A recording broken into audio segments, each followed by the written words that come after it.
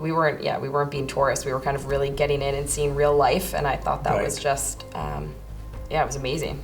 I'll never forget it. I thought it was unbelievable, and I've been lucky enough to travel, and I've felt culture shock. That was just a whole another feeling of culture shock. Like, I really felt that there is so much culture and history that I just don't know about. We tend to live in a bubble in the United States, and we just think that our way is the right way. But there are other ways that people live, and we need to learn from them and teach them, and we can just all grow together. It's just important to realize that rural India is working on other water conservation methods other than just farm ponds. They're incorporating it throughout many different aspects. Right. Can you recall how we were feeling when we were about to start at JFK? Oh my God, I was nervous. Terrified. Okay, so we're at JFK right now. We're about to get on our 14-hour flight to New Delhi and then go to Lucknow and meet Professor Rastogi. Super excited. I'm excited for the culture shock and just see, just like the different cultures. It's gonna be really exciting. As we traveled to rural central India, we noticed that the land there was really dry and arid. And very soon, we became very acutely aware of the significance of this problem for the farming communities who lived in this area.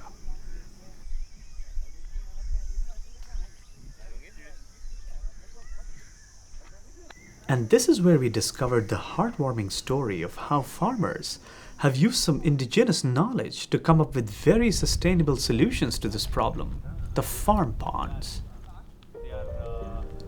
So farm ponds are essentially small reservoirs of water that are dug up right on the fields where the crops grow. And instead of depending on a system of construction of big dams and canal networks, farmers choose to sacrifice portions of their own land to store rainwater that they use for successive harvests. So I remember we would go to multiple farm ponds each day, right? And everywhere we went, we got the same story. A farm pond ensuring a patch of green in a very dry landscape. Farm ponds were essentially oases of green in fairly arid landscapes that we were visiting. I thought it was cool that they were like, oh, the water in here has been from like the monsoon in 2017 or something like that. Rains 2014, 15, not so much. 16 there again was good rains.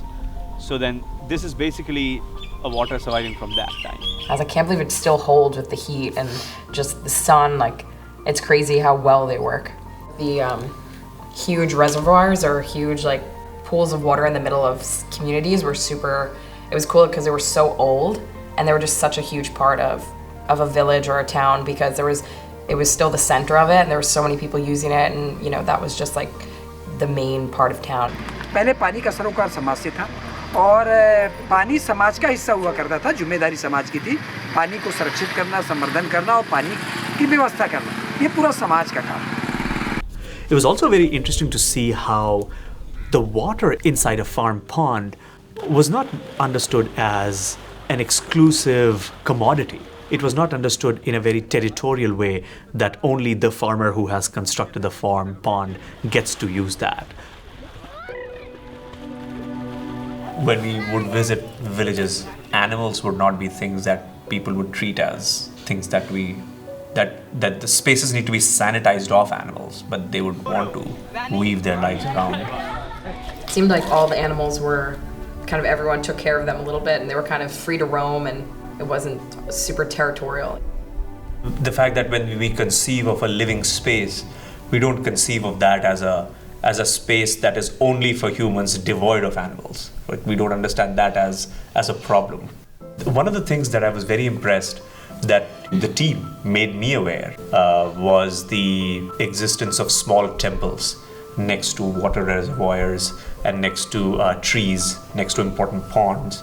The idea that you mark those territories as holy and as almost with a sense of reverence, so that you don't look at that to exploit.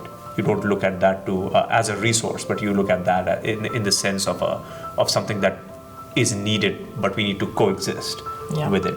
really liked how the idea that we brought up of just like water is for everybody, religion is for everybody. So the two next to each other kind of just reinforce those ideas. Right, that's very well said. So while we were doing our research on the field, we stayed at a very interesting farm. The Human Agrarian Center specializes in practicing sustainable agriculture, water conservation methods, and teaching these to local farmers. We're very thankful to Mr. Prem Singh, who's an expert in the area of harmonizing agricultural practices with local ecosystems. Every particle of this planet is correlated with another. So there is correlation, coexistence of all, माने दो particle आपस में जुड़े हुए हैं. They had chickens everywhere. It was just such an amazing little ecosystem and a little bubble, and they really worked it so well. I think it was a great example for everyone else around them to say, like, this is what you can do, you know. So like before the trip, we would meet in Mill like every week. What are some of the things you remember of those meetings? So last that we met, we were talking about CCA, that we're talking about the culture-centered approach. When we are engaging with these human aspects, what should our posture be, right? This is like the guiding principle or the guiding theory of this study. And ethnography is the method of this study. So it's ethnographic method because we want to acknowledge that as outsiders, we've got to go to the field sort of to listen as to what is going on here. What are people saying? अम्मा जी एक minute सुनिए, हम यहाँ प्रेम सिंह क्या आए हैं, बाहर America में पढ़ाते हैं, ये सब हमारे कुछ बच्चे हैं, आपका घर बहुत अच्छा है, तो हमारे बच्चे देख के कह रहे हैं तो बड़ा अच्छा साफ सा घर है, हैं? हम एक बार अंदर से देख लें, अंदर आंगन पे पानी वानी कुछ खा पिया कर रख ली ना रखी Hello. Feel the music. तीन लोग हम लोग ट्रेन जा रहे हैं. Look there, Brian. बैठे चाहते हैं. Papa, teacher, how are you doing? There we go. Sure. I can do it. Okay, so the other parts of the trip. How did you feel when you went to the Taj Mahal?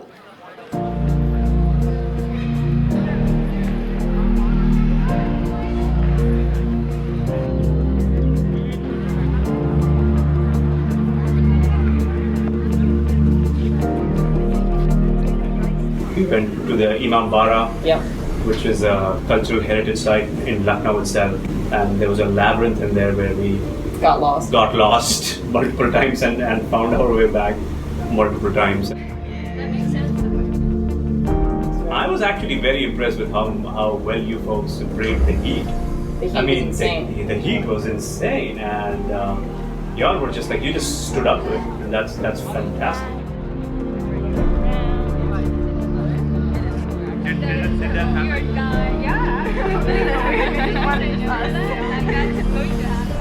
What did you think when people would want to take pictures with you? Like, what was going on in your mind? Stop.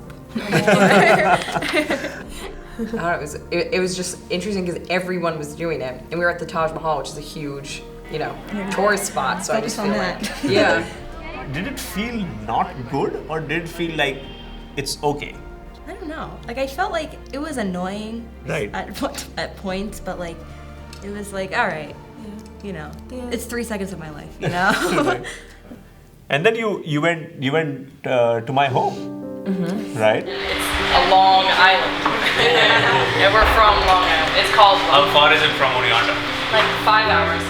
5 hours. From Oneonta. What is this like to eat them? This is chili and this in here. Yeah, really strong. I like Yeah, that's so good. So you'd never be able to get those.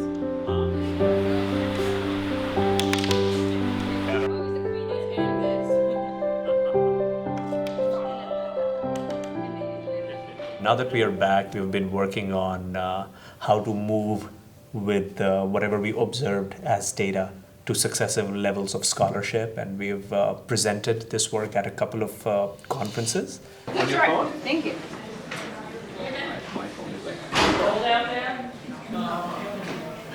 Hi, I'm Taylor Held, and my topic for today is sustainability in the everyday, exploring everyday practices of sustainability in rural India. It's important to learn about their culture and what they care for before you just go in and change everything, because then you're not putting in all aspects before you do change. Overall, it was pretty enriching as an experience, right? What would you say about the overall experience? It was definitely a very eye-opening experience. Usually if people go to another country, they go to the city, they go to very, like you said, very touristy spots. But the fact that we were really in the rural India and saw how they live and all of that, it was just very eye-opening. I was talking to one of the guys and he was like, oh yeah, when I own my own farm, I want to do this as well. I want to grow organically and conserve water, and it's I'm going to use the things that I learned here on my own farm. And I thought that was an interesting way of taking sustainability practices and making them simple for people to learn and then bring to their own homes. Yeah, I really think it showed me that there are ways that we live that are super backwards, and that what we do doesn't always make sense and it isn't always the right way. And I think it's really easy to get caught up in the way of your own lifestyle, but I think I learned a lot about how they do things and how they live their lives on a natural day basis. And I think about it still, and I think that made more sense. Maybe I should do it that way, and it makes you start thinking why you do certain things and what created that. What institutions made you do the things that you do. I think it's important to acknowledge that the other ways that people live are just as valid and just as respected, and I think that we were able to see that firsthand.